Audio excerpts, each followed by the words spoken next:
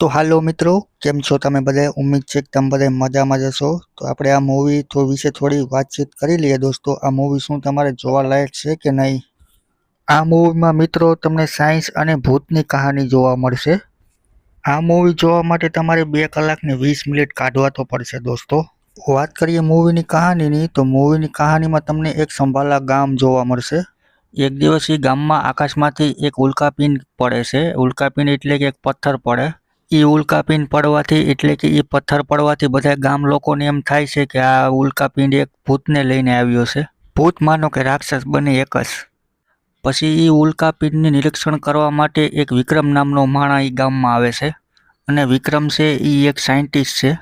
અને એ બંદો છે ભૂત પ્રેતમાં કંઈ વિશ્વાસ કરતો નથી। અને વિક્રમ એ ગામમાં આવે પછી એ ગામમાં બધા લોકો અચાનક મરવા માંડે છે। તો હવે એ વિક્રમ એ ગામવાળા લોકોને કેમ બચાવે છે એ તમારે જોવું હોય તો આ મૂવી તો તમારે જોવી પડે ને મિત્રો। આ મૂવીમાં તમને સાયન્ટિસ્ટ હોય છે એ કહે છે કે હું ભૂતને માનતો જ નથી। એટલે કે સાયન્ટિસ્ટ અને ભૂત બંનેની કહાની તમને આ મૂવીમાં જોવા મળશે।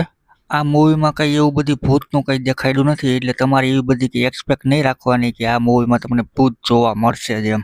આ મૂવી તમારે જોવી હોય તો તમારે બધાને સિનેમા ઘરમાં જોવા જવી પડે।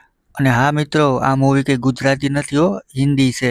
આ તો મેં તમને ખાલી ગુજરાતીમાં રિવ્યૂ કરીને કીધું છે। બાકી આ મૂવી તમારે જોવી હોય તો તમારે હિન્દીમાં જ જોવા મળશે। તો બસ મિત્રો, હવે કંઈક મળીએ બીજા વિડીયોમાં।